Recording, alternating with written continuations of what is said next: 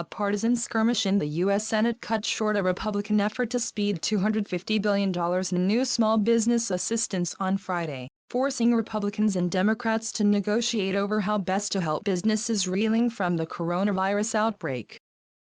Republicans sought quick passage of a small business measure sought by President Donald Trump's administration in the Senate, but ran into opposition from Democrats who wanted to include other provisions including money for hospitals, local governments and food assistance. Democrats then tried to move their own measure, only to see it rejected by Republicans.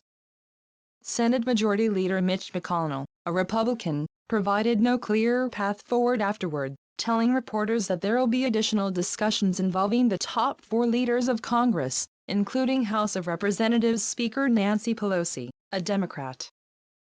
Among their demands, Democrats want to mandate that $60 billion of the new small business money would be set aside for community-based lenders, including minority-run institutions. There is a disparity in access to capital in our country. We do not want this tragedy of a coronavirus to exacerbate that disparity or to ossify it, to solidify it, Pelosi said in a conference call with reporters. Republicans said the funding is needed immediately to replenish money in a small business loan program aimed at keeping workers employed. To my Democratic colleagues, please, do not block emergency aid you do not even oppose just because you want something more, McConnell said.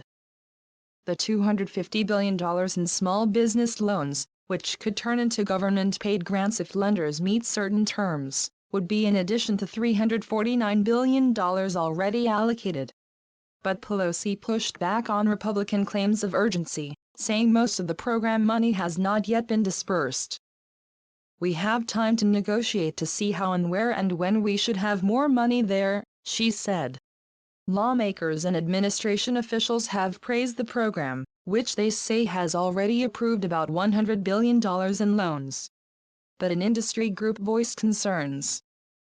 The National Restaurant Association, in a letter to congressional leaders, said a growing number of restaurant owners are concluding that the loan program is not going to prevent them from permanently closing operations in local communities. The lobbying group called for changes, including more flexibility in use of the loans and replenishment of a separate disaster aid arrangement. During brief debate of the Republican bill, Democratic Senator Chris Van Hollen called McConnell's move a complete political stunt that had no chance of becoming law. Congress and the Trump administration hope the small business loans, coupled with aid to larger corporations, direct payments to individuals and emergency funding for hospitals will help the United States recover from the economic blow of the coronavirus outbreak. The pandemic has shuttered schools and businesses, left most of the nation's population sheltering at home and thrown millions out of work. More than 15,700 people have died in the United States from COVID-19, a respiratory illness associated with the coronavirus, according to a Reuters tally.